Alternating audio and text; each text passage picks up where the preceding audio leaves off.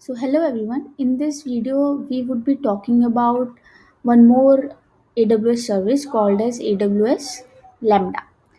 So before exploring or before talking much, let's go on to the first page where we can get the more information about Lambda in more user-friendly way is by typing the begin in the URL.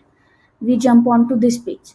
So AWS Lambda is a service which provides virtual functions and they are serverless. Serverless means that we do not have to manage the servers anymore.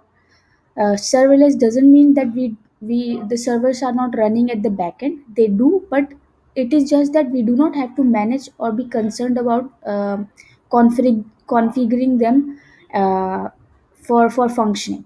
So we do not manage them, and such services are called as serverless, and Lambda is one of them.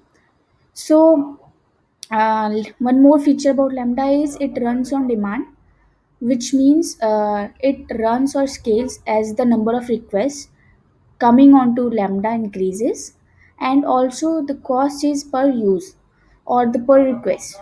So let's jump onto this section, which is telling us how it works. So Lambda functions can be written into multiple languages. These are the options coming in handy to write the Lambda function. We can write the function in .NET Core, Go, Java, Python, Node.js, Ruby, or if we have another, let's say, language or another way to implement, we can use this option called custom runtime. So I'll go with Python, which is because it is easy to. I mean, the syntax are easy to understand even for them have who have less knowledge of programming. So let's run the dummy code, and it is running. So I'm getting this hello from Lambda after sending the request by clicking on this run button. Let's jump on to the this section where it is telling how it works. So Lambda gets the request, and it scales automatically depending on the number of requests it gets. So if I increase the number of requests from here or from here, it is scaling automatically, you guys can see.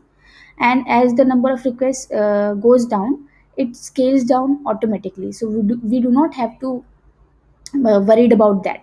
So Lambda is capable of scaling up and down itself. So that's all about Lambda. Let's jump on to create a function in Lambda with a light demo.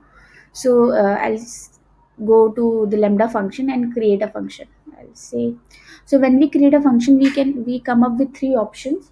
First is author from scratch, use a blueprint, and browse serverless app from repository. I'll go with the blueprint as I'll use the existing applications, the code of existing application, and go with the uh, hello world program written in Python. So I'll go and use this function. I'll go with giving a name called demo lambda. Sorry, the demo. This section tells us or asks us to use which user or IAM role for doing operations on Lambda, for interacting with other applications on Lambda. So I'll go with creating a new role with basic Lambda permissions. So AWS would create a role with apt permissions. This is the code for my demo hello world Python Lambda function. I'll create the function, and it will take few seconds to be created. So it is done. So before running, let me tell you what this function is doing. It is loading the function called as lambda handler. So this is basically printing whatever the values I'll be providing, called as key 1, key 2, key 3. So whatever the values I'll be provide, it will print those values in the request. So this is what my lambda function is doing. So I'll go on and test this function. So for testing if my function is running correctly or not, I can click on this button to test. I'll provide my attributes, key 1 as value 1, check, key 2 as value 2, check, key 3 as value check, and even name test create. It has created a event, and I'll call as test, and I'll test that event. So it is printing me value 1 check because our function is printing value 1 check, value 2 check, value 3 check, and returning event k1 key 1. It is value 1 check and printing all these values. So this is it. This is a basic demo of how we can write functions at Lambda. In coming videos, we would be exploring each of these configurations, what these configurations do, and yes, can't wait for you guys to see or come on to next session. Thank you.